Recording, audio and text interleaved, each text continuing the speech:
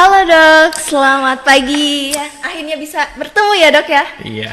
Oke, mungkin kita mulai aja ya dok ya, supaya mempersingkat waktu juga gitu. Siap. Aku mau sapa dulu nih teman-teman yang ada di rumah. Halo teman-teman semuanya, kembali lagi nih di podcast HMPS yang kali ini merupakan program kerja dari Departemen Kesejahteraan Mahasiswa, yaitu SODA. Nah teman-teman di sini juga pasti penasaran gitu ya, SODA apaan sih gitu. Nah teman-teman, jadi SODA ini adalah singkatan dari Sharing of the Day, yang mana dilaksanakan 1 tahun sekali nih oleh BEM Himpunan Mahasiswa Pendidikan Sosiologi. Nah karena yang kita ketahui gitu ya dok ya, kita itu sekarang sedang ada di masa pandemi COVID-19. Betul. Nah jadi untuk SODA kali ini kita itu mengangkat tema yang juga berhubungan dengan pandemi dok. Nice. Yaitu temanya itu adalah seperti yang teman-teman bisa lihat di judul ya. Temanya adalah mengembangkan potensi diri di masa pandemi COVID-19 dalam mengantisipasi quarter life crisis. Wow. Pastinya seru ya dok ya? Pasti seru. Iya. Nah oke. Karena kan dok ada istilah nih, tak kenal maka tak sayang. Gitu ya. Nice. Mungkin supaya kita lebih akrab gitu ya. Nanti berbincang-bincangnya. Mungkin aku izin memperkenalkan diri dulu nih. Sama ke teman-teman juga semuanya. Halo teman-teman semuanya, kenalin nih, aku Lili Susaini dari Pendidikan Sosiologi 2020 yang pada kesempatan kali ini akan menemani Dr. Firman nih yang akan menjadi narasumber gitu ya di sesi podcast kali ini. Oke dok. Nah, aku mau sapa dulu ya, seperti yang teman-teman udah lihat nih. Di depan saya ini sudah ada narasumber yang luar biasa gitu. Ada Dr. Firman. Oke, halo Lis. Oke, gimana nih kabarnya dok? Alhamdulillah baik ya, sehat ya. Alhamdulillah ya. Apalagi kan dok sekarang itu musimnya itu lagi gak menentu ya dok ya? Betul. Ya betul. Jadi kadang musim hujan, Nah, kadang juga panas gitu. Jadi betul. musim sakit dan harus jaga kesehatan banget ya dok. Nah, Lilis gimana? Sehat sekarang? Alhamdulillah. Nah, bagus lah Alhamdulillah ya sehat. Oke. Iya. Nah, teman-teman semuanya, aku mau perkenalkan dulu nih, ada narasumber kita yang luar biasa itu, ada Dr. Firman ya.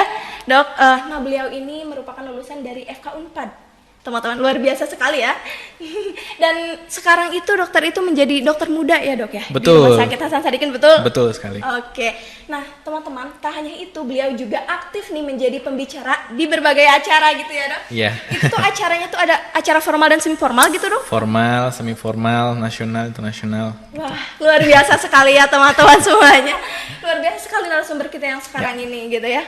Nah, teman-teman, mungkin ada teman-teman di sini yang penasaran dok sama apa ya, sama detail identitas dokter. Mungkin bisa disapa dulu gini teman-teman yang ada di rumahnya. Halo teman-teman yang lagi nonton ya, salam kenal. Aku Firman ya, panggil aja Firman gitu.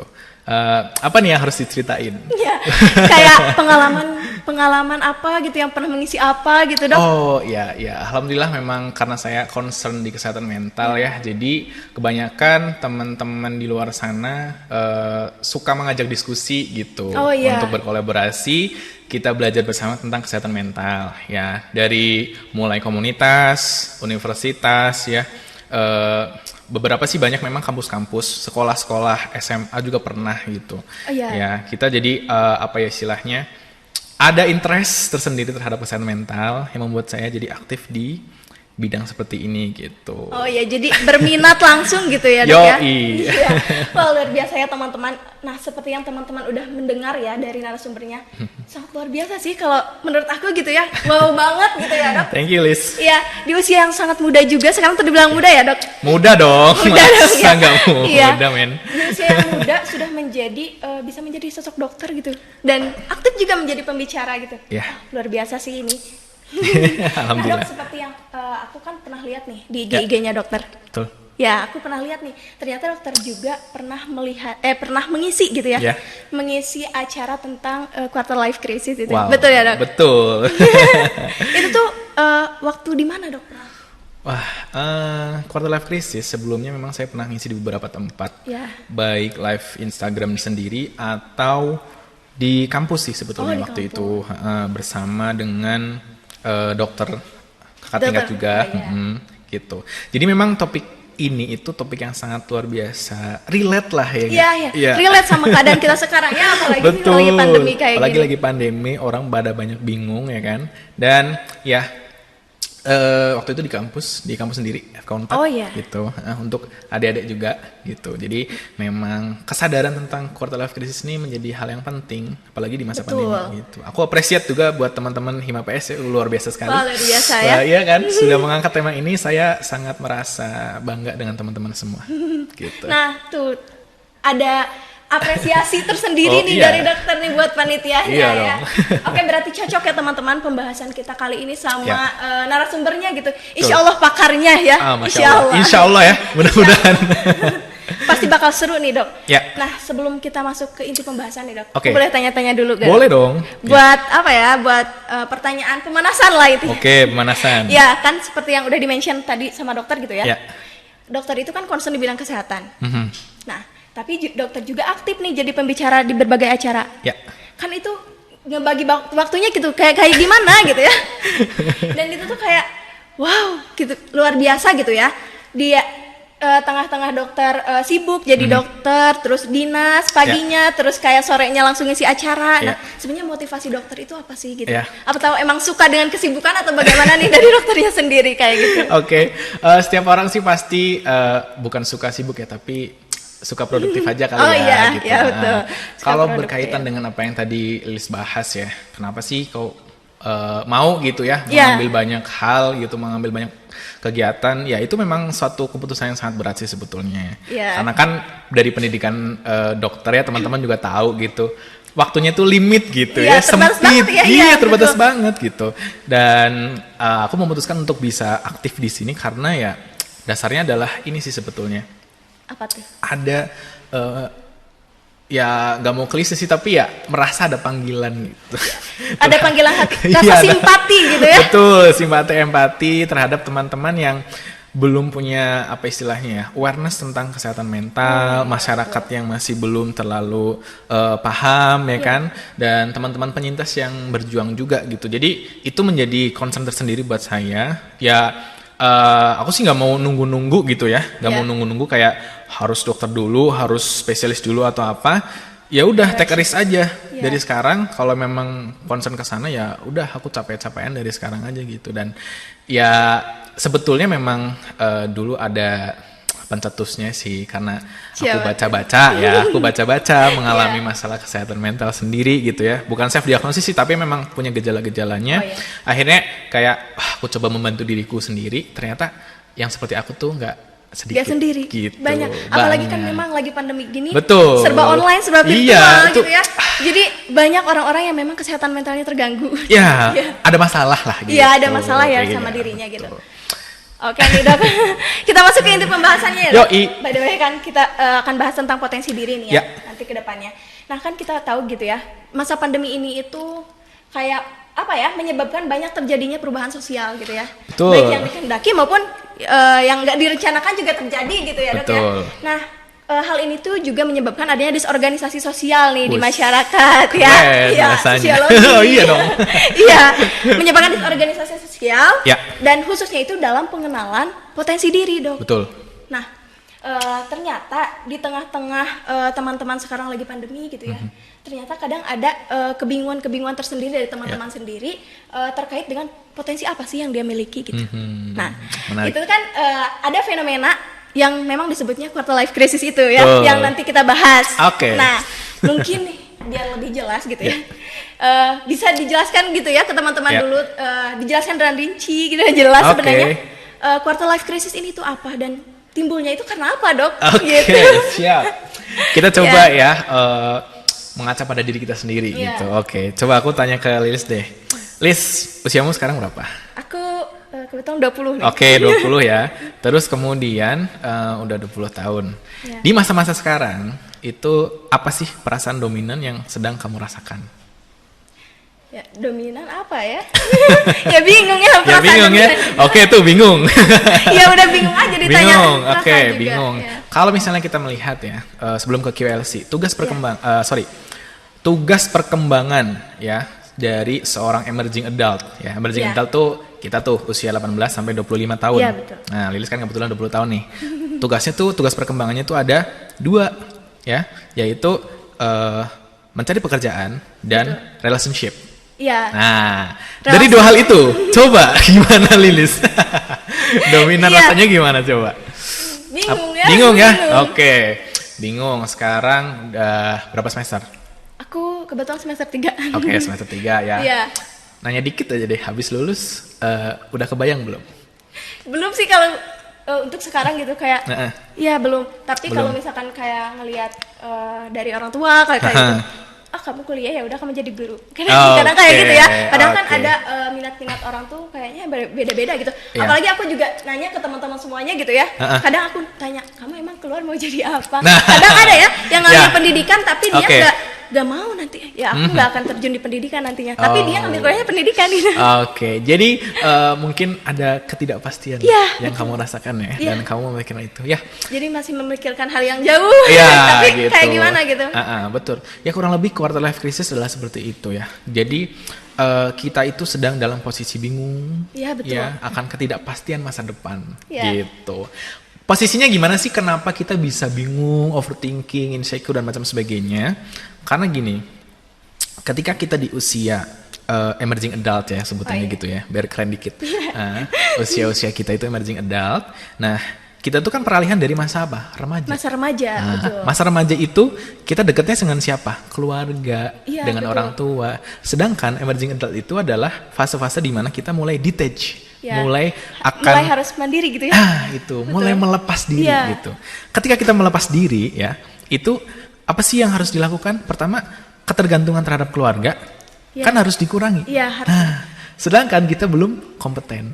Nah, Jadi itu. belum siap gitu ya. Ya, Persiapannya itu betul. belum ada gitu. Betul, ya kan? Sedangkan fase-fase sekarang ini kita memikirkan masa depan. Masa depan itu banyak hal yang nggak pastinya. Kenapa nggak pasti? Karena kita belum bisa Iya, menerawang, belum. gitu Iya. kan? Kita Jadi belum bisa memikirkan melihat. hal-hal yang tak pasti gitu. Betul, gitu. Dan karena ketidakpastian, kita nggak punya kompetensi, akhirnya apa? Bingung. Aduh, gue bisa nggak ya menghadapi masa depan? Iya, jadi mempertanyakan juga kemampuan diri aku kayak Betul. gimana gitu. That's ya. why kan kita merasakan kita ada di fase quarter life crisis gitu sih kurang lebih ya perjalanannya. Jadi aku yakin setiap dari kita ya teman-teman yang nonton ya Iya, akan mengalami hal tersebut. Because Gitu. aku pribadi dok pernah. Ya. Iya.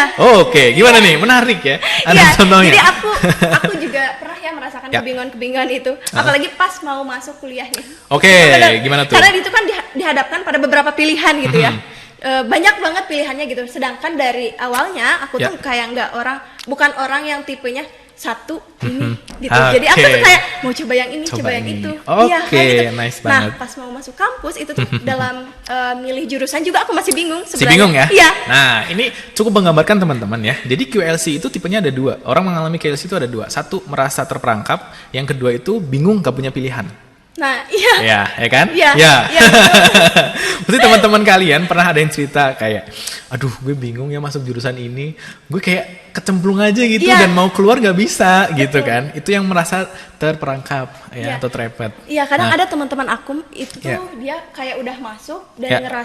ngerasa ini tuh bukan passion aku gitu Iya, ya. Dia tuh keluar lagi. Keluar Ada lagi. yang kayak gitu. Tapi oke, ada oke. juga yang teman-teman aku yang misalkan dia tuh masuk tapi ini bukan passion aku, tapi dia jalani Jalan sampai aja. akhir. Iya memang ada yang orang memilih seperti itu. Iya. Dan yang kedua ada yang memang betul-betul kayak Mau nggak tahu milih apa Iya. gitu, bingung jadi nggak ngelakuin apa-apa gitu. Nah mungkin bisa refleksi nih, kita tuh masuk yang mana Iya, gitu ya. jadi bisa dipikirkan gitu ya, Dok ya. Ya, bisa kayak dipikirkan. apa ya? Dipikirkan lebih dalam gitu. Betul, jadi sebetulnya nggak apa-apa, pasti kita akan merasa terperangkap atau nggak punya pilihan. Karena itu tadi dasarnya kita itu bingung dan kita nggak punya experience gitu. Iya, sih. betul. Karena emang pengalaman itu ya. Iya. ya, penting banget gitu ya. Karena kalau kita nggak punya pengalaman, emang mau terjun tuh kayak gimana ragu gitu ya. Dan Ragu. itu nanti akan Soalnya aku belum pernah ngalamin hal ya itu. betul, dan itu akan nanti kaitannya dengan potensi diri. Iya, Tapi fokus nah. dulu ke QLC nih. Iya, iya. Nah teman-teman, jadi QLC ini adalah kebingungan ya intinya. Ya, masa-masa kebingungan. Ya, masa-masa kebingungan. Mempertanyakan kemampuan diri juga, Betul. mempertanyakan hal-hal yang memang belum ada kepastiannya. Betul, ya termasuk tujuan hidup. Iya, Nah, tujuan gitu. hidup nih. Nah teman-teman di sini tujuan hidupnya apa? Dipikirkan dari sekarang. Ya, dipikirkan ya. Oke dok. Selanjutnya nih, seperti yang udah di mention tadi gitu ya Ya. sebelumnya, kan kita tuh di masa pandemi nih. Ya. Dan hal itu tuh karena tadi ya membuat hal yang biasa, asalnya biasa jadi nggak biasa. Iya betul. Iya, begitu kan sebaliknya. Kadang ada hal-hal yang nggak biasa, sekarang jadi biasa. Nah, betul sekali. Kadang kan misalkan kalau untuk menentukan potensi diri gitu ya, dulu di masa SMA suka ada guru BK yang kayak langsung mengatasi kamu sebenarnya kamu tuh potensinya di mana. Langsung ada yang kayak gitu ya. Tapi kan kadang karena keterbatasan kita di masa pandemi nih. Kadang hal itu tuh nggak dilakukan gitu. Betul. Atau kurang lah. Nggak semua, cuman emang kurang gitu. Kurang. Terus teman-teman juga biasanya mengeksplor dirinya di langsung gitu. Seperti dibatasi gitu ya, Dok. Nah, berkaitan dengan hal itu nih. Menurut Dokter Firman sendiri nih ya, seberapa penting sih gitu ya? Seberapa penting kita mengenali potensi diri kita, apalagi sekarang di masa pandemi gitu, Dok. Ya, kalau misalkan di rentang angkanya nih, di skala angka 1 sampai 10 nih, ada pentingnya itu ada di angka mana nih, Dok? Ya 10 dong, 10 pasti. Ya. Kita coba bahas dari apa sih kaitannya QLC dengan potensi diri. Ya. Menarik ya. Jadi di fase-fase QLC ini, teman-teman akan merasakan di mana kita punya self esteem yang rendah atau kepercayaan diri yang rendah. Ya, betul. Pastinya. Karena self esteem itu kaitannya dengan kemampuan diri, ya kan? Kemampuan diri itu kaitannya dengan apa? Pengalaman, dengan apa yang sudah pernah dilakukan, ya kan? Karena kita belum melakukan apa-apa, jadinya apa? Belum memulai ya. Iya, belum mulai. Jadinya ya nggak percaya diri aja. Jadi nggak percaya diri ini, jadi mempertanyakan diri, jadinya QLC deh. Nah, jadi kayak gitu kurang lebih sih potensi diri dengan QLC. Nah, sebetulnya di dalam kita merasakan QLC ini, itu sebetulnya normal teman-teman ya. Jadi jangan pernah merasa kayak ketika QLC kalian tuh merasa paling bermasalah, paling down ya, paling rendah banget. Enggak. Setiap orang mengalami hal tersebut. Iya, gitu. Jadi normal ya teman-teman. Ya, jadi normal banget gitu. Ketika kalian merasakan itu, kalian nggak sendiri gitu. Nah, ketika juga merasakan hal tersebut, jangan pernah memandang bahwasanya kalian harus mengalienasi diri gitu, harus memisahkan diri. Gue tuh produk gagal, gue tuh istilahnya tidak berhak di masyarakat dan macam sebagainya. Enggak. Jangan menjudge diri sendiri ya. Gitu. Jangan pernah menjudge diri sendiri gitu. Meskipun ya kita menilai diri kita sendiri, tapi tetap harus objektif gitu. Nah, teman-teman harus objektif tetap ya. Ya, harus objektif karena ini penting gitu. Ketika nanti kita akan ngomongin potensi diri, ya kan? Nah, kunci dari sebuah perkembangan terhadap potensi diri ya, atau menghadapi QLC atau merubah ya, itu adalah lebih kepada self awareness atau kesadaran diri. Kesadaran diri mau mulai sekarang atau mau dinanti-nanti gitu. Iya, kesadaran diri terhadap apapun gitu. Kesadaran diri terhadap apapun, termasuk dari mulai kesadaran diri fisik, mental, ya kan, sosial, spiritual gitu, finansial juga. Dan kesadaran diri ini adalah menjadi poin penting atau turning point ketika kita mau menghadapi QLC atau perubahan diri tentang potensi sendiri. Kenapa sih gitu? Kenapa? Pasti Lilis bertanya, kenapa sih kesadaran itu paling penting gitu? Iya, betul. Ya, kan? Aku sebenarnya dari tadi dari hati, aku tuh bertanya-tanya, kok penting gitu? Ya, karena ketika ini kita bisa mendapatkan self awareness yang bagus. Kita tuh tahu blueprint kita tuh kayak gimana. Maksudnya blueprint tuh apa? Maksudnya kerangka kita tuh seperti ini ternyata. Batasan kita tuh seperti ini gitu. Fisik kita tuh ternyata tahan berapa jam kalau mengerjakan sesuatu. Mental kita tuh tahan berapa lama ketika menghadapi stres, ya kan? Finansial kita, sosial kita, spiritual kita. Sehingga kita punya apa? Kita punya blueprint diri kita. Nah, ketika kita punya blueprint diri kita, ya kan? Kalau misalnya kita ngomongin bangunan ya, kita udah punya blueprint, kita mau ngebangun, kita mau improvisasi, mau develop yang lain, kita lebih jelas gitu. Dan juga kalau misalnya kita istilahnya tersesat nih Les ya. Kita kan harus tahu kita tuh di titik mana, ya kan? Iya, betul. Ya kan? Untuk mencari jalan keluar gitu ya. Ya, kalau kita mau ke RSAS, kita titiknya di mana nih gitu kan? Rutenya harus lewat mana gitu. Itu. Kalau kita nggak tahu kita titiknya di mana, kita nggak bakal pernah mencapai ke tujuan. That's why kita perlu self awareness gitu. Nah, self awareness itu dimulai dari mana sih sebetulnya? Self awareness itu dimulai dari sesimpel kita menuliskan kayak 3 kelemahan, 3 kekuatan, sumpah. Tapi emang kalau misalkan ada nih ya, kan kalau wawancara-wawancara kayak gitu suka ada tuliskan kelemahan Anda. That's why kita itu ya, kalau misalnya dari sudut pandang pewawancara ingin menilai bahwasannya kalian tuh bisa menilai diri kalian sendiri nggak sih? Itu gitu loh. Kalian tuh punya self awareness yang bagus atau enggak? Karena self awareness itu akan dibutuhkan di berbagai macam tempat, termasuk tempat kerja contohnya tadi. Gitu. Iya gitu. Soalnya emang kalau misalkan ditanya kelebihan dan kekurangan tuh kayak bingung. Kalau kelebihan misalkan aku aku bisa ini, suka dikait-kaitan sama kemampuan kita. Oh, aku bisa Microsoft Word, aku bisa Microsoft gitu ya. Kalau misalkan kelemahan, kadang aku tuh bingung. Ya sebenarnya kelemahan aku tuh di mana? Nah, gitu. Berarti tuh tandanya belum mengenali diri sendiri. Betul, gitu ya. Itu sangat apa istilahnya? Sangat dikatakan kita tidak mengenali diri, atau kadang ada yang overwhelm dalam memahami diri, kayak negative vibe banget gitu. Kayak disebut potensi kamu apa? Aduh bingung, gak kayak tahu, cuma gitu 1, 2. Ketika ngomong negativity, wah 100 kayaknya aku udah punya banyak banget deh negativity aku deh gitu, kekurangan aku banyak deh. Itu bisa jadi itu ya apa ya, kayak penilaian yang berlebihan juga gitu. Kan sekarang jadinya bertanya gitu, Kang atau Dok, kayak self awareness yang bagus atau menilai diri yang baik tuh kayak gimana gitu. Pertama memang kita itu harus paham bahwasanya dalam menilai diri itu kita butuh banyak kacamata atau perspektif. Iya betul. Kan? Harus butuh banyak-banyak penilaian gitu. Ya, satu dari diri kita memang. Yang kedua, kita meminta feedback kepada orang lain. Yang susah tuh apa? Yang susah kita kadang segan gitu atau malu gitu. Kayak buat menanyakan dong. gitu. Nah, gitu kan. Aku tuh kurangnya apa? Aku tuh kelebihannya apa? Kamu mau baik-baik aja kayak apalagi dijawabnya kayak gitu ya. Ada orang-orang yang emang gak jujur gitu. Iya, gak jujur. Orang yang ditanya juga kayak takut dia kesinggung. Jadi aku yang baik-baiknya aja lah yang disebutin gitu. Kalau teman-teman, kalau kamu paham ya Lis ya, kalau teman-teman paham, kita punya yang namanya Johari Window. Apa tuh? Wah, Johari Window nih. Baru denger nih. Waduh, masa udah denger ya. Johari Window ini adalah sebuah tools ya, sebuah tool metrik gitu untuk menilai diri kita, self awareness yang baik.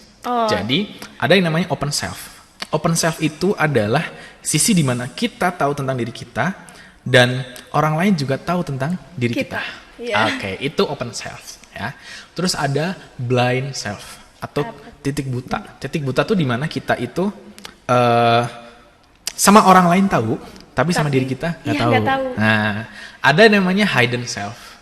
Nah, gitu hidden self. Hidden self tuh kayak kita tahu tentang diri kita, tapi orang nggak tahu. Nah, ada yang namanya juga mysterious self atau unknown self, di mana kita nggak tahu, orang lain juga nggak tahu. Gitu. Nah, kita, banyak ya. Iya, gitu. Jadi dari tools itu mungkin teman-teman bisa search nanti Johari Windows gitu ya. Nanti bisa ya. Dilihat di situ kalian isi yang open self tuh aku di mana aja gitu. Yang tentang hidden self tuh aku di mana aja. Nah, untuk yang apa istilahnya blind self itu minta teman-teman kalian isi gitu. Bisa di apa bentuknya itu, bisa diangkat atau gimana, atau emang di situnya ada? Ada gitu di Johari langsung. Window gitu kan, udah kotakan gitu kan. Nanti kalian bisa lihat aja di situ. Nah, dari situ ya, dari Johari Window ini salah satu tools yang saya rekomendasikan banget sih buat teman-teman menghadapi kebingungan tentang diri gitu. Nah, ini bisa masuk nanti ke tips and trick ya nanti. Iya, itu awal yang bagus ya untuk meningkatkan self awareness gitu. Nah, ketika kita akhirnya tahu ya tentang kayaknya potensi aku ini, kekurangan aku ini dan macam sebagainya.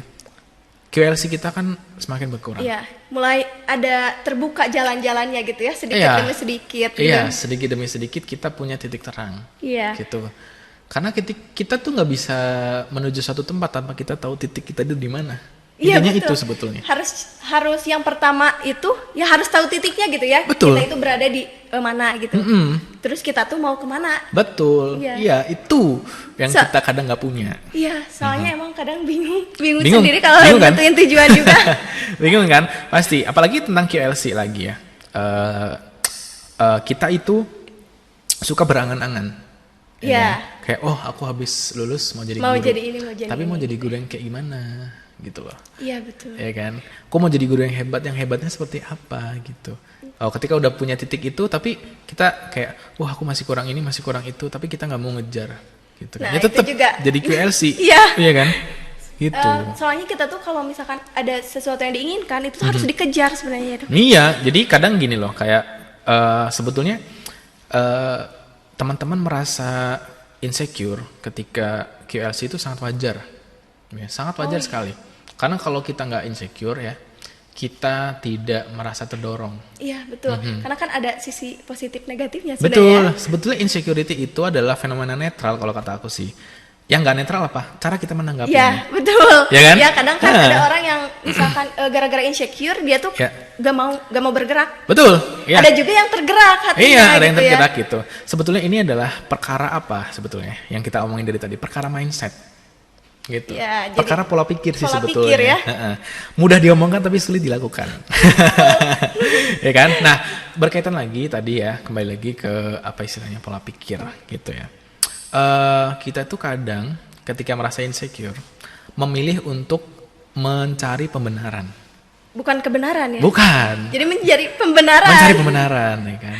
Kalau dipicu lagi gitu, kenapa sih kadang kita merasa insecure atau QLC? Kadang kita suka membandingkan diri dengan orang lain. Iya, Ya betul. kan? Nah, mungkin Lilis ada pengalaman. Iya, sebenarnya aku tuh orangnya kayak apa ya kalau dibilang panas. Kayak panas gitu ya kalau ngelihat orang-orang yang kok dia seumuran aku udah bisa nyapai itu. Nah, aku nggak bisa gitu ya. Sebenarnya apa sih sama yang salah gitu ya sama diri aku, dan sebenarnya aku juga kadang bertanya-tanya, bisa aku itu sebenarnya di mana kok ini sedikit bisanya, ini sedikit bisanya. Jadi nggak ada yang menonjol sebenarnya. Nah, itulah ini. Ini kita harus perlu apa ya? Lihat lebih dalam. Sebetulnya gini, aku mau nanya dulu. Tujuan Lilis membanding-bandingkan tuh apa sih sebetulnya? Apa ya, jadi kayak bukan membandingkan ya kalau misalkan jadi ngelihat orang tuh kayak aku nggak bisa, padahal kan tiap orang itu ada tupoksinya masing-masing ya. Punya kemampuan yang berbeda juga. Iya betul, tapi kadang aku kalau yang bikin iri tuh yang kayak gini dok. Kayak aku kan orangnya emang nggak suka desain yang kayak gitu, nggak suka. Tapi kadang orang-orang tuh kan kalau yang suka kayak ke ilmu-ilmu yang seni gitu, itu kan udah punya bakat dari awal gitu ya. Terus dia dikembangkan lagi gitu ya. Jadilah potensi diri dia gitu. Tapi aku kadang mau ngejar itu, tapi kok nggak bisa karena nggak punya bakat dari awal. Karena suka gitu aku. Iya. Ini Lilis nih bagus ya, memicu banyak pembicaraannya. Jadi satu ya dari apa yang tadi udah Lilis sampaikan ya berkaitan dengan banding-membandingkan. Itu adalah salah satu faktor resiko atau penyebab paling utama kenapa kita mengalami QLC. Waduh. Gitu. Ya, kita suka banding-membandingkan. Apakah itu salah atau benar? Itu tidak salah, tidak benar. Tapi kadang kita tidak siap untuk dibanding-bandingkan. Intinya itu, gitu. Kenapa sih kita membanding-bandingkan diri dengan orang lain? Karena kita tuh pengen punya sebuah posisi atau kayak kedudukan tertentu di masyarakat. Betul. Ya kan? Jadi kayak gue tuh seberapa nih gitu kan. Gitu. Ya kan? Kalau misalnya selebgram tuh saingan follower, saingan konten dan macam sebagainya, ya kan? Nah, betul. Apalagi mudahnya kita ketika mengakses Instagram. Ya enggak? Kayak anjir kayak keren banget nih gitu kan. Apa istilahnya? Konten-konten mereka, postingannya kok kayak liburan mulu, ya kan? Kayak followersnya naik terus gitu ya. Naik terus, sedangkan gue kerjaannya cuma ngerjain makalah, ya kan? Riset-riset doang, kok kayak nggak pernah liburan gitu ya. Jadi nggak ada refreshingnya gitu sekali gitu ya, kayak seolah-olah kita tuh kayak dalam sudut pandang kita ya kayak wah kedudukannya kok nggak apa ya well-beingnya nggak bagus gitu ya. Kayak nggak setinggi dia gitu. Nggak setinggi dia gitu.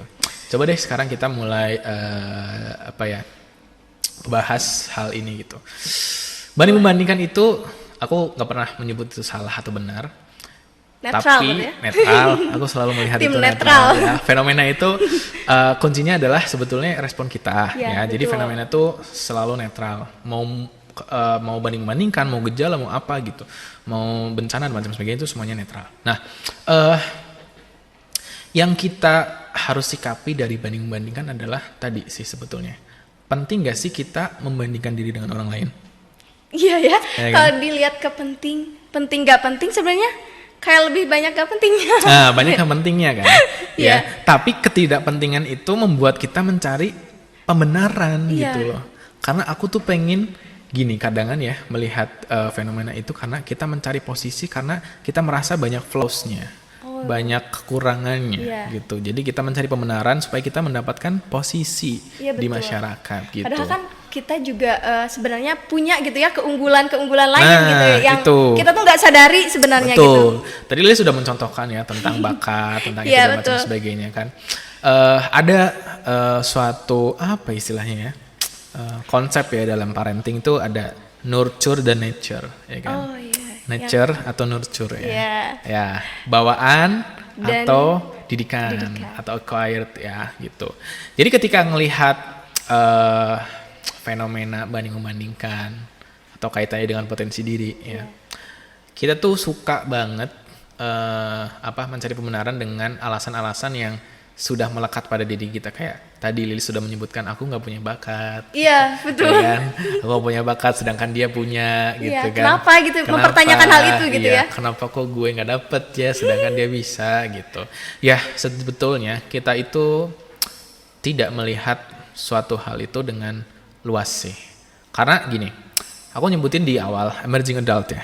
Ciri-ciri orang dewasa ya, ciri-ciri orang dewasa ya. Kalau teman-teman nanti baca banyak literasi ya, satu kunci dari kenapa kita bisa disebut dewasa adalah objektivitas dalam berpikir. Iya. Jadi gimana pola pikir kita gitu ya? Ya, yaitu kenapa sih aku menyebutkan itu, karena orang dewasa ini bisa melihat dari berbagai macam perspektif.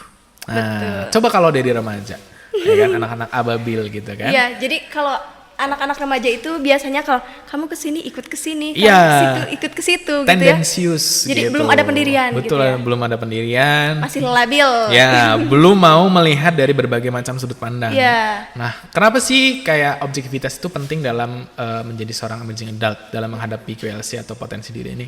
Karena kita akhirnya ketika kita objektif, kita melihat sisi yang tidak pernah kita lihat.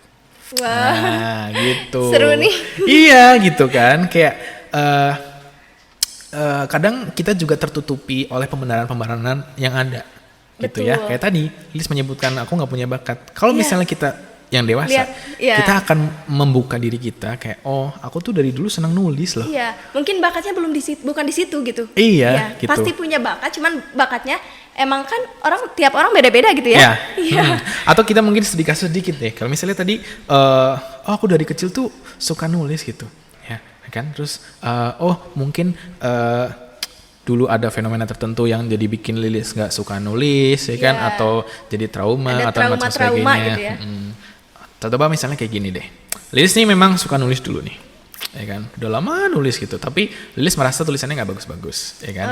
Ada suatu momen, suatu waktu Lilis tuh memberikan tulisannya kepada seseorang gitu, dibacalah nih, ya kan. Lilis tulisannya jelek banget. Mematahkan ya, gitu. Gimana rasanya? Sakit ya? Iya, sakit. Sebenarnya itu tuh kayak apa ya? Aku udah berusaha gitu ya, berusaha buat nulis dengan kemampuan aku gitu ya, terus kayak dibantahkan begitu aja dengan kata-kata yang emang sebenarnya bukan kata-kata, hanya kata-kata gitu, tapi itu tuh dapat memotong gitu ya, memotong semangat sebenarnya. Sekarang jadi kesimpulannya kata-kata tuh penting nggak? Penting kan? Nah, berlainan dari itu ya, Lilis akhirnya mengambil sikap apa? Untuk berhenti menulis. Iya, betul. Ya kan? Karena apa? Karena kayak seolah-olah tuh usahanya sia-sia. Betul. Iya. Iya, jadi aku udah ngorbanin waktu gitu ya, ngorbanin apapun gitu ya untuk membuat tulisan itu bagus, dan sekarang pas dinilai ternyata. Kamu tapi mengharap pujian nggak?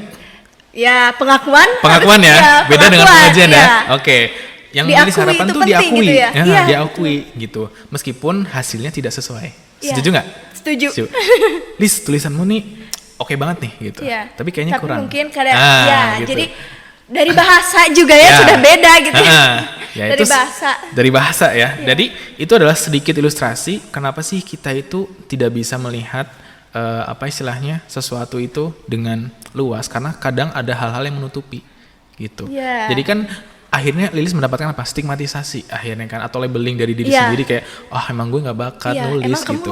Lo nggak bisa gitu ya? Padahal kalau kita lihat secara luas, Lilis tuh mengabdikan waktunya, ya kan, tenaganya, uangnya untuk melakukan effort itu semua, ya kan, sehingga apa? Lilis harapkan ada orang yang mengakui, setidaknya, gitu kan? Jadi setidaknya, mengapresiasi dulu lah. Itu. Mengapresiasi usaha gitu ya. Dan segala sesuatu yang sudah dikorbankan gitu. Iya, betul. Jadi akhirnya ketika ada apresiasi itu, validasi itu, Lilis akhirnya merasa kayak, oke nih kayaknya gitu.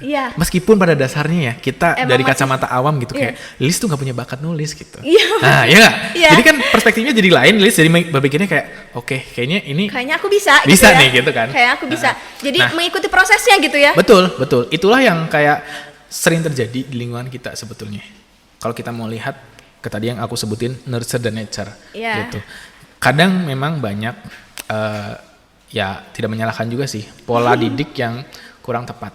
Ya, dari masing-masing orang tuanya juga ya. Masing-masing keluarga pasti punya alasannya tersendiri untuk mendidik Betul. anaknya bagaimana, ya kan? Tetapi kita harus lihat ada sisi objektif yang harus kita tegakkan gitu. Nature dan nurture itu sangat berpengaruh, ya kan, kepada diri kita. Apalagi dalam menghadapi masa QLC, ada fase remaja yang harus kita lihat gitu. Iya. Nah, di fase remajanya ini kan dididik sama orang tua. Ini gimana nih dalam menyikapi nature dan nurture-nya mereka? Iya. Gitu. Kadang kan ada orang tua yang kayak otoriter gitu ya. Ya, otoriter. Jadi dia kayak memaksakan Ya. kehendak dia gitu. Jadi Memaksakan. anaknya kamu tuh harus kayak gini. Ya. Tapi sebenarnya dia tuh punya kan tiap orang tuh punya keinginan masing-masing gitu Betul. ya. Punya minat masing-masing Ya. dan yang tadi punya bakat masing-masing juga. Kadang si orang tua yang otoriter itu kadang memaksakan gitu. Kamu itu harus masuk ke sini aja, ke kedokteran aja kamu nggak usah jadi guru. Kadang gitu ya. Ya, jadi kalau misal kita lihat secara luas lah, lingkungan lah ya gitu. Lingkungan juga akan memberikan nurture, ya kan, kepada kita. Kita tuh kadang gini, ketika berkaca kepada potensi, setiap orang itu punya potensinya masing-masing, ya kan? Betul. Pastinya. Kenapa aku bilang kayak gitu? Potensi itu tidak sebatas bakat. Potensi itu tidak sebatas sebuah keahlian, gitu. Kita bertahan hidup aja itu sebuah potensi ya. Ya kan? Iya, kalau misalkan kan banyak orang yang bunuh diri gitu ya. Nah, harusnya lihat ke situ gitu ya. Berarti dia tuh memang nggak punya potensi buat mempertahankan hidup gitu ya. Iya itu. Jadi akhirnya gini, maksudnya melihat potensi itu jangan sempit gitu. Ya, Harus jangan, luas gitu harus ya. luas. Sekecil apapun itu bisa kita sebut sebuah potensi diri gitu. Nah, jadi kita apa? Tidak tertutupi oleh pembenaran-pembenaran yang ada gitu. Terus selanjutnya ngomongin potensi lagi. Ada orang yang udah punya bakat, ya kan? Ya kan? Ada yang enggak, gitu kan? Tapi kok kita kadang melihat kayak ini orang berbakat tapi karirnya nggak berkembang, terus ini orang yang nggak berbakat karirnya kok berkembang banget ya, gitu. Karena tergantung dari diri kita ya. Kalau misalkan udah punya bakat tapi nggak dikembangkan, ya tetap aja dia tuh nggak punya minat atau buat mengembangkan hal itu gitu. Padahal dia tuh udah dikasih keunggulan gitu ya. Ya, kalau kita melihat ke situ, jadi intinya apa? Kita akan membahas sebuah kesempatan gitu. Kita kalau udah punya modal tapi kita tidak mencari kesempatan, nggak akan ada yang terjadi. Iya. Gitu. Beda dengan kayak kita nggak punya apa-apa tapi kita selalu mencari kesempatan. Iya. Itu tuh pasti dikejar gitu ya. Dikejar, pasti kita akan mendapatkan sebuah titik di mana kita akan berkembang. Nah, titik ini biasanya aku sebut titik eksponensial gitu. Eksponensial kalau teman-teman kayak searching aja kurva eksponensial ya. Mungkin teman-teman sudah tidak familiar ya dengan hal tersebut, tapi searching aja titik atau kurva eksponensial gitu. Kita melihat di situ ada satu titik di mana kita tuh dari kurvanya yang tadinya kayak gini landai jadinya langsung naik. Gitu. Nah, potensi dan kesempatan kaitannya adalah kayak gitu sih sebetulnya gitu. Mau punya potensi atau enggak, kita harus mencari sebuah kesempatan supaya kita dapat titik eksponensial itu. Nah, kadang gini, kalau kita mengaca kepada potensi diri ya, kita tuh enggan untuk mencari kesempatan karena kita tadi selalu kebenaran diri. Iya, mencari pembenaran. Makanya teman-teman harusnya kebenaran gitu ya. Iya, harus kebenaran. Kebenarannya adalah potensi itu semua orang tuh ada gitu. Dan kesempatan tuh selalu terbuka. Buktinya apa? Kita lihat sekarang pandemi. Iya. Ada yang tiba-tiba bangkrut. Iya betul. Ada juga ya yang tiba-tiba dia karirnya naik. Melejit. Jadi kaya, jadi triliuner, miliarder dan macam sebagainya. So itu adalah sebuah fakta kualitatif ya. Bahwasanya yaitu ada kesempatan yang tidak tertutup, sama sekali tidak tertutup gitu.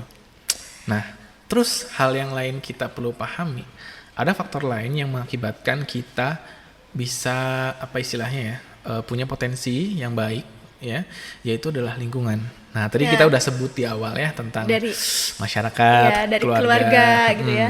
Kalau misalnya ya tadi sudah dicontohkan sama Lilis di awal, kayak Lilis tuh suka nulis, tapi tiba-tiba ada orang yang bilang kayak, wah ini jelek banget. Iya, itu kan mematahkan ya. Mematahkan gitu. Jadi penting banget faktor lingkungan yang akan berkaitan dengan support. Iya, gitu. betul. Kalau kita misalnya ya, nggak punya bakat sekalipun, kayak kesempatannya dikit, tapi kalau disupport jadi mau gitu ya, jadi mau, punya niat buat bangkit, kesempatannya ya. terbuka, iya, ya kan, dan akhirnya jadi berkembang.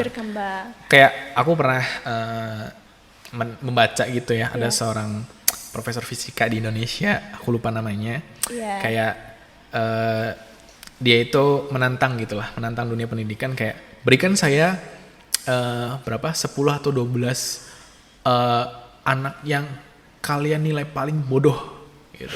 Ya kan, ada waktu itu kurang lebih tempatnya di timur lah gitu, ya kan, di timur Indonesia, dan beliau akhirnya membuktikan bahwasannya oke, potensi nggak ada, kesempatannya kecil, tapi saya sebagai seorang profesor yang bertanggung jawab menjadi seorang pendidik di lingkungan tersebut bisa menghasilkan putra-putri yang baik dan mendapatkan kejuaraan olimpiade internasional. Wah, luar biasa ya. Luar biasa sekali.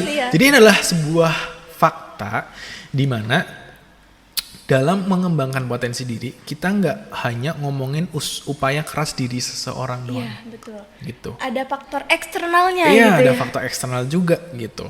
Kalau kita tadi kayak Lilis suka nulis tapi kita tinggal di lingkungan yang destruktif, ya kan, yang judging gitu, kita nggak bakal jadi apa-apa. Iya. Ya kan? Karena hal itu tuh malah kayak toksik gitu ya. Toksik, betul ya, toksik gitu, toksik. Dan dari toksik itu ya kembali lagi, akhirnya kita mempertanyakan kembali ke diri kita. Iya, kemampuan diri apa gitu yang ada dalam diri kita gitu ya. Iya, kayak aduh, kok gue kayak nggak bisa apa-apa. Iya. QLC lagi jadinya kan, jatuhnya kan. Iya, emang karena berhubungan gitu ya. QLC dengan sekali. Potensi diri ini. Betul, gitu betul. Ya. Jadi menyikapi potensi diri di dalam pandemi, kita harus melihat bahwasannya kita harus dewasa. Dewasa dalam arti jangan pernah mencari pembenaran yang akhirnya membuat kalian tuh tidak berkembang. Betul. Gitu. Nanti enggak. Jadi pola pikirnya yang diubah gitu. Ya, betul, pola pikirnya yang diubah. Kan sesimpel kayak misal nih.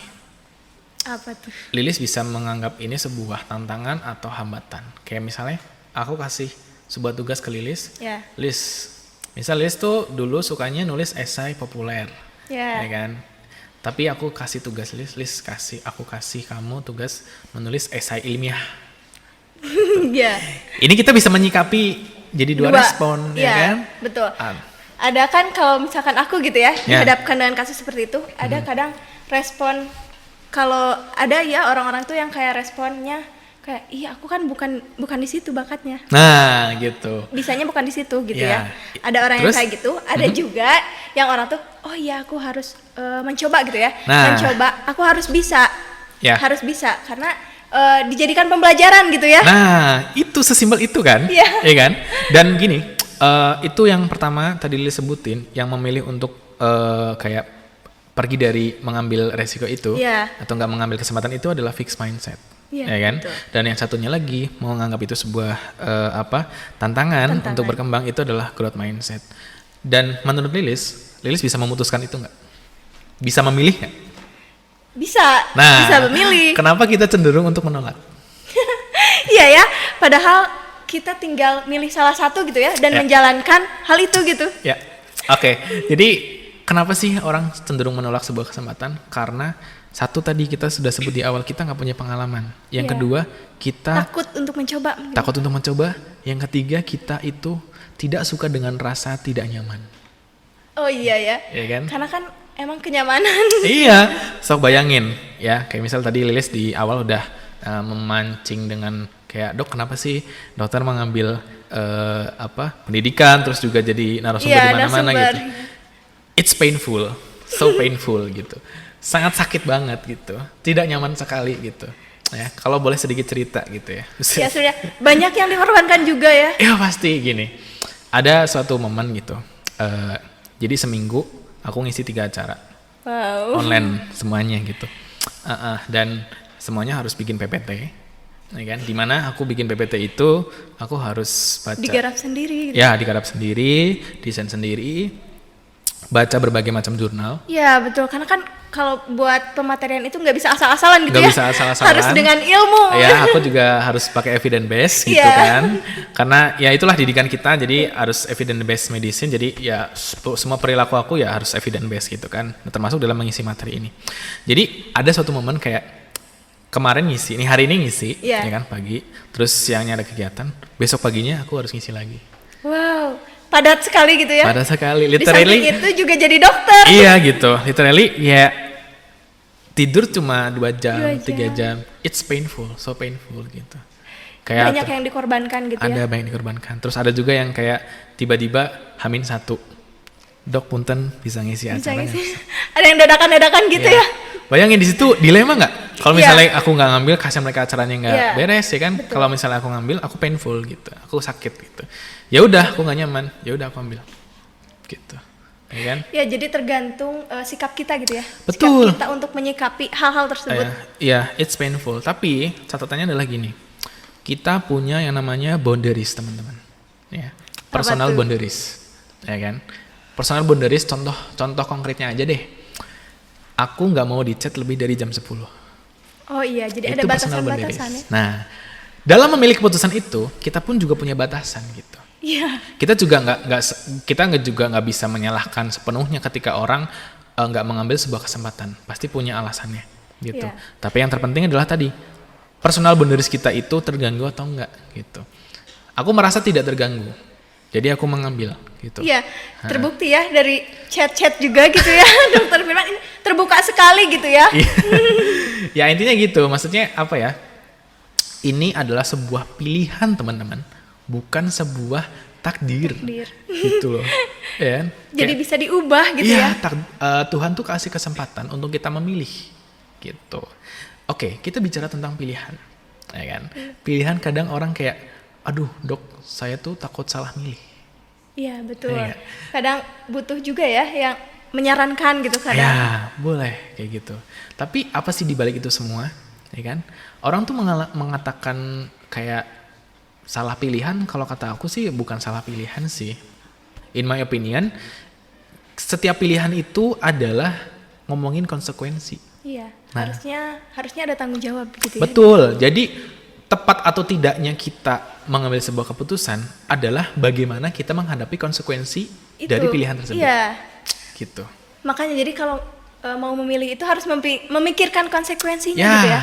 Dan mempertimbangkan itu gitu. Betul. Dan kenapa kita cenderung menolak untuk memilih? Karena di masa lalu kita tuh memilih asal-asalan dan tidak mau bertanggung jawab atas konsekuensi yang didapatkan. Kadang ada orang yang lari gitu ya. Nah, lari itu dari tanggung jawab. Lari dari tanggung jawab gitu kan, escape gitu kan. Nah, itulah akhirnya kita memiliki kecenderungan untuk lari dari kenyataan, ya kan, betul. Escape. Tadinya kita QLC terus. Ya, banyak yang istilahnya mengambil keputusan yang tidak tepat jadi gitu menyerah kan. Lah intinya. Menyerah gitu. Oke, teman-teman, kalian merasa ketika QLC lemah, terus down dan macam sebagainya, it's very normal gitu. QLC it's absolutely normal. So, yang harus kalian lakukan ya QLC itu normal, jangan terima dulu deh. Iya. Gitu. Jalani gitu ya. Ya, jangan tolak. Jadi gini, kunci kita dapat merubah sesuatu adalah menerima hal tersebut. Menerima dan menjalani dan bisa keluar gitu ya. Iya, menerima hal tersebut. Jadi berkaitan dengan tadi juga kayak kita ngomongin pilihan ya, terima pilihan dan konsekuensinya gitu, ya kan. Nah dari situ kita akhirnya timbul pemikiran bahwasanya oke, aku bakal bertanggung jawab dengan apa yang ada, ya kan, sehingga memunculkan etikat untuk berubah gitu. Iya. Nah, gitu. Jadi ada keinginan gitu ya untuk keluar dari zona itu gitu ya. Betul. Nah berkaitan dengan potensi ya. Nah baik lagi potensi ini. Ketika kita sudah tadi punya growth mindset, tanggung jawab untuk berubah, ya kan? Ada kesempatan juga. Despite of aku punya kemampuan atau enggak, punya kesempatan atau enggak, I will try. Iya, gitu. Betul. Itulah harus mencoba gitu. Iya, konsep pemikiran dari growth mindset gitu. Sebetulnya kita nggak peduli faktor apa aja yang berpengaruh, ya kan? Tapi pedulilah sama faktor-faktor yang memang bisa kamu pegang. Iya. Yaitu siapa? Diri kita sendiri. Itu. Jadi pada masa-masa pandemi ini sebetulnya kembalilah pada diri kita sendiri. Jangan melihat lingkungan dulu, ya kan? Kenapa sih mereka bisa berkembang, ya kan, dengan baik? Karena mereka pandai untuk melihat diri mereka. Iya, gitu, betul ya. Kan? Jadi melihat kekurangannya apa, kelebihannya apa, dan memanfaatkan gitu ya dari situ tuh. Apa kuncinya? Ya udah self awareness tuh. Dari tadi kita bahas self awareness ya, kuncinya itu jadi teman-teman ya. Menyadari gitu ya, menyadari apa yang dia punya gitu. Jangan melihatnya sisi yang negatifnya aja gitu ya. Betul. Jadi kita harus imbang dalam menilai sesuatu hal. Itu sih kurang lebih kalau misalnya kita ngomongin potensi ya kan dan pandemi gitu. Iya.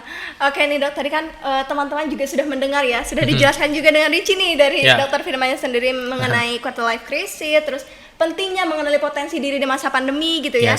Nah mungkin teman-teman ada juga yang merasakan gitu ya, teman-teman di rumah sekarang yang sedang mendengarkan podcast ini mungkin dan bertanya-tanya ada nggak sih solusinya gitu. Karena tadi kan cuma baru satu ya, ya tadi baru satu. Nah ada nggak sih solusi dari permasalahan tersebut gitu. Nah mungkin mewakili pertanyaan dari teman-teman gitu ya. Ada nggak sih Dok tips and triknya gitu ya untuk kita tuh bisa keluar dari zona itu atau menjalani hal itu tuh dengan positif gitu ya? Ya, oke. Karena ini pembicaranya adalah sifatnya mengenai pola pikir ya. Jadi betul. Coba deh teman-teman kita dari sekarang berkaca pada pemikiran kita secara objektif. Dalam arti gini, objektif tuh apa sih Dok? Objektif itu kita tidak memunculkan judgement gitu. Objektif tuh seperti ini contoh misalnya. Saya sedang duduk di atas kursi menggunakan jas, ya kan, menggunakan pakaian serba hitam abu-abu dan mengikuti podcast. Ada penilaian nggak di situ? Ada. Penilaiannya ada nggak? Nggak ada. Semuanya bisa terlihat. Oh iya, yang bisa terlihat ya. Iya kan? betul. Saya nggak menilai jas saya jelek atau bagus, ya kan, matching atau enggak. That's why we call objective, gitu. Jadi kalau berkaca kepada diri kita, nilai objektif itu gimana? Oke. Misal kita ngomongin kayak aku tuh orangnya suka telatan. Oke, kita coba lihat berapa banyak kegiatan yang kita ikutin dan berapa kali kita telat. That's why we call objective. Kayak oke, aku 5 kali telat dari 1000 kegiatan yang aku ikutin. Ternyata lebih banyak yang nggak telatnya gitu. Iya, ya kan? Iya. Objektif nggak? Objektif dong, gitu. Terus kalau misalnya mau lihat lebih rinci lagi ya, oke, telatnya tuh kenapa? Oh macet, oh telat bangun dan macam sebagainya. Tuh 1 dari sekian ribu kan? Iya betul ya. Hanya cuma 5 gitu ya kekurangannya, dan jadi, kebaikannya itu ada 1000. Itulah yang harus kita apa istilahnya ya, omongin tentang mindset ya. Jadi belum masuk solusi nih ya, belum masuk solusi nih. Bahas dulu tentang mindsetnya gitu. Dan si mindset ini didiklah kayak untuk menjadi objektif di segala macam kondisi ya. Kadang orang ada yang ngomong kayak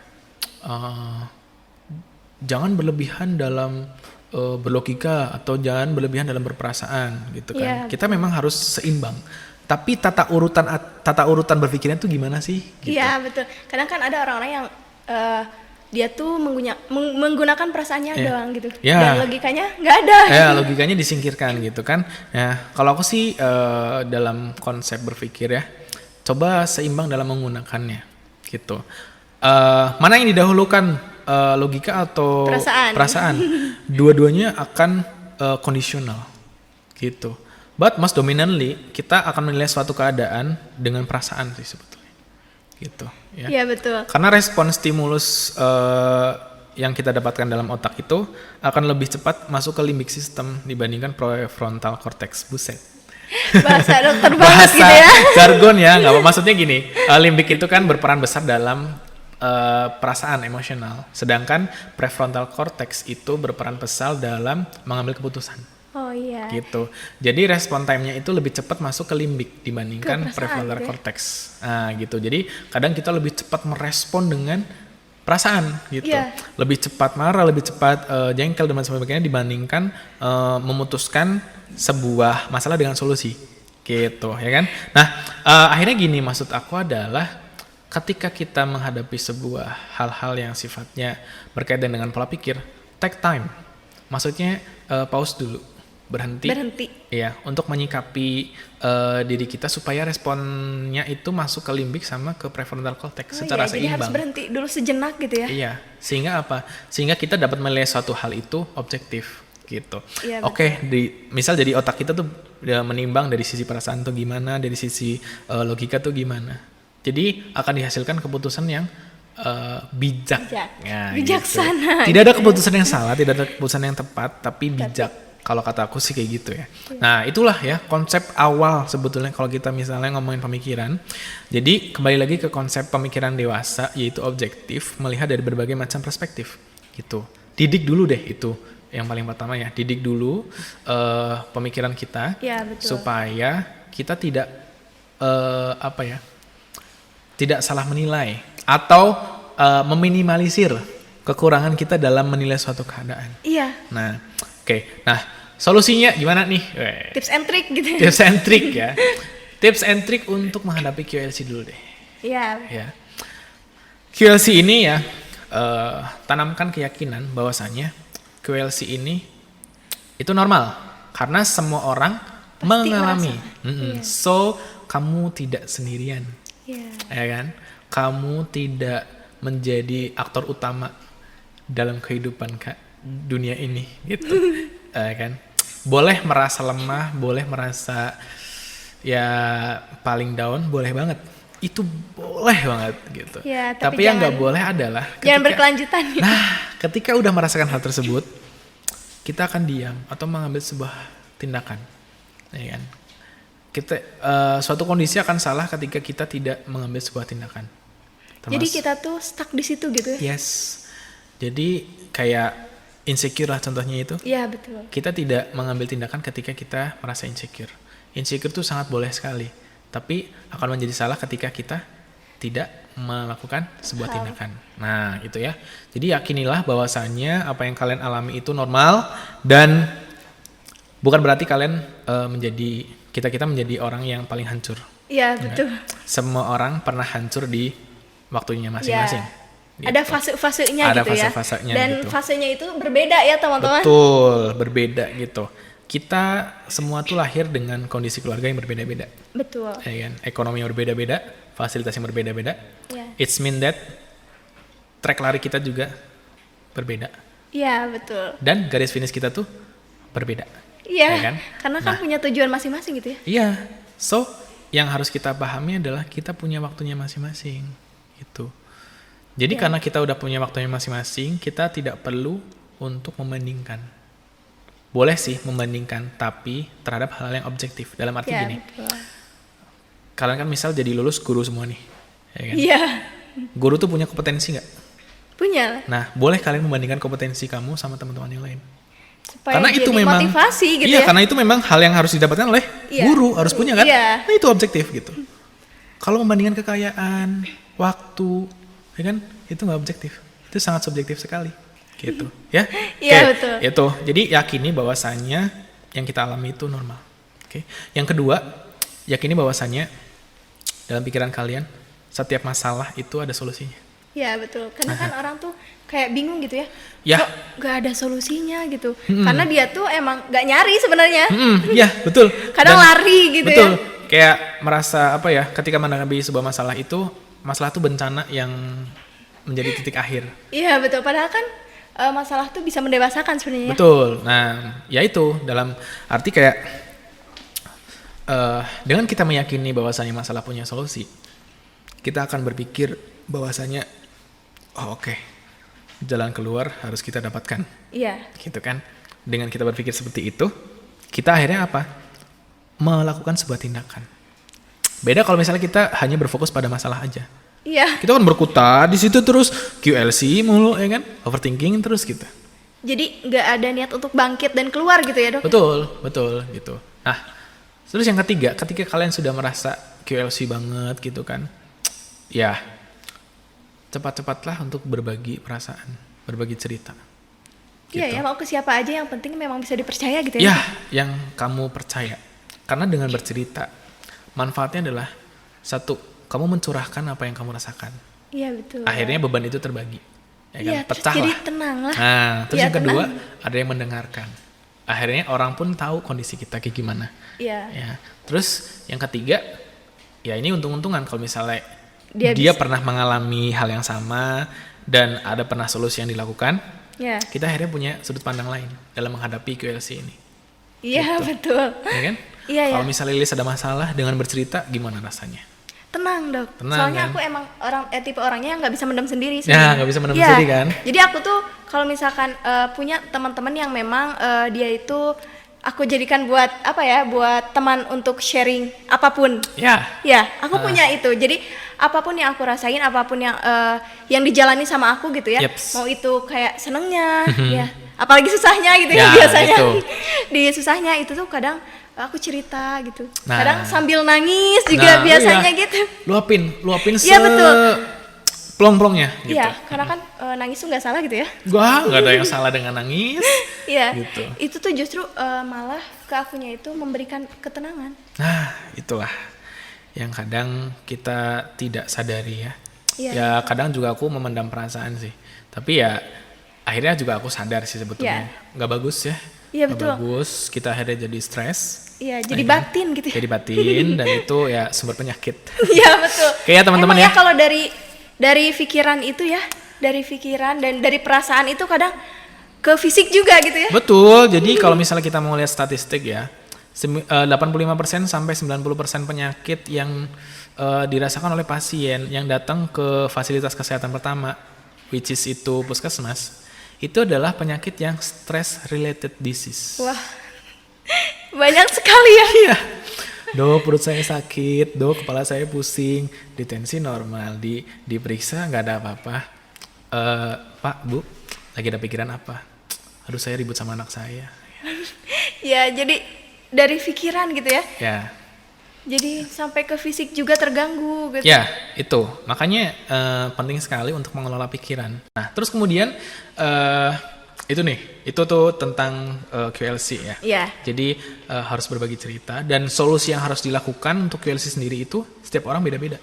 Okay. Ya, setiap orang beda-beda. Yeah. Tapi aku bakal kasih tahu patternnya orang dalam menghadapi QLC atau dalam tugas perkembangan emerging adult ini adalah kita trial and error. Trial and error aja. Ya harus coba lagi. Dan jangan menyerah gitu ya. Iya, ya. Jadi ambil pembelajarannya. Jangan menyerah dan kalau capek istirahat. Kalau misalnya lelah, ambil waktu untuk rest dan akhirnya refreshing dan balik lagi. Dan tentang potensi diri ya, kaitannya dengan potensi diri. Satu, lepasin beban-beban pikiran yang melimitasi atau pembenaran-pembenaran yang tadi kita udah sebutin di awal. Yeah. Even though kita nggak punya bakat, even though kesempatan itu sedikit, ya, even though lingkungan kita memang sulit, never quit, gitu. Jangan pernah keluar, gitu.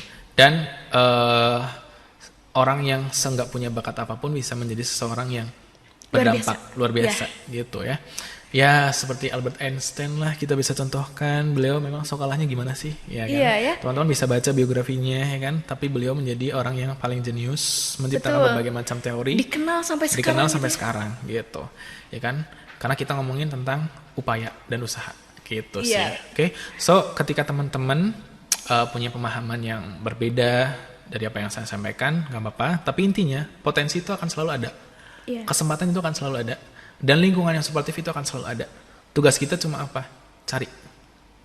Gitu. Betul. Cari. Gitu. Gak peduli waktunya gimana. Kalau misalnya kita semua pengen menjadi orang yang berkembang, cari itu semua. Iya, gitu. Jadi harus mulai ya dari diri kita sendiri gitu ya. Yes. Nah mungkin sebelum penutupan nih Dok, ada nggak closing statement singkat gitu ya untuk teman-teman yang ada di rumah gitu? Ya. Closing statement singkat ya berkaitan dengan QLC, potensi diri, pandemi ya. Ada pernah aku berpikir bahwasannya kita semua kan akan menjadi seorang sarjana, bachelor, ya kan? Yeah. Dimana seorang sarjana ini harus memiliki pemikiran dewasa. Nah, pernah nggak sih teman-teman membayangkan bahwasannya ketika kalian lulus semua, teman-teman nih pendidikan sosiologi, kalian kan bakal menjadi seorang guru ya. Sosiologi. Tapi pertanyaannya adalah murid akan memilih guru yang seperti apa gitu. Murid murid akan memilih guru seperti apa yang untuk mengajarkan mereka gitu. So, apa yang membuat kalian tuh berbeda dibandingkan guru-guru yang lain? Itu juga aku berpikir hal yang sama. Kayak pasien akan memilih berobat ke dokter yang kayak gimana gitu. Gitu loh. Iya, betul. Ya pastinya dokter atau guru yang hebat, ya kan? Betul. Yang banyak yang kompetensinya, gitu ya. yang ramah, yang dekat dengan murid atau dengan pasiennya. So, untuk mendapatkan itu semua apa? Ya lakuin dari sekarang gitu. Iya. Iya kan? Buat apa kita wasting time untuk thinking dan thinking terus gitu. Betul. So, ambil tindakan gitu. Ambil tindakan secepat Jadi harus mungkin. action gitu ya. Harus action. Start doing dan start now gitu ya. Iya gitu. Kadang orang berpikir kayak nunggu motivasi Kak gitu, nunggu mood gitu. Mau Lakuin sampai kapan? sekarang, moodmu akan naik, motivasimu akan kamu temukan. Iya, soalnya kalau nunggu-nunggu mau sampai kapan Mau nunggunya? sampai kapan? Iya gitu. Nggak Nggak akan ada akhirnya gitu Nggak ya. akan ada akhirnya. Gitu. Gitu sih ya. So, apa yang membuat kalian berbeda dibandingkan diri kalian diri teman-teman yang lain, itu mungkin yang bisa memicu kalian untuk berkembang sih. Oke, Gitu. waduh, luar biasa sekali Oke. ya dari Dokter Firman ini. Nah, teman-teman semuanya, semoga ya dengan adanya podcast kali ini gitu ya, dengan Yeah. pemaparan yang sangat luar biasa juga Wow, nih terima dari kasih. Dokter Firman gitu ya, bisa menjadi solusi gitu ya bagi teman-teman yang juga merasakan hal Yeah. seperti ini atau Oke. fenomena ini gitu Yeah. ya. Dan juga bisa menjadi wadah bagi teman-teman gitu ya untuk bisa mengembangkan potensi dirinya gitu Yoi. ya. Iya. Jadi jangan pernah memaksakan jangan pernah mengikuti kata orang gitu ya. Ya jadi memang harus sesuai dengan potensi diri kita gitu ya. Nah karena kan kita kalau misalkan harus nurutin kata orang terus gitu ya, mau sampai kapan gitu gak akan Betul. ada akhirnya Yoi. gitu ya. Nah aku juga mau ngucapin terima kasih banyak nih ke Ya, Dokter Firman. sama-sama, Di Lis. sela-sela kesibukannya gitu ya. Sekarang bisa menyempatkan waktu gitu ya untuk berbagi sharing kita semua gitu ya terkait dengan tema yang sudah terlihat ya sama teman-teman semuanya gitu ya, udah di-mention juga dari tadi gitu ya. Oke. Oke, nggak lupa juga aku mau ngucapin banyak terima kasih nih kepada teman-teman semuanya yang udah mendengarkan podcast ini dari awal sampai akhir gitu ya.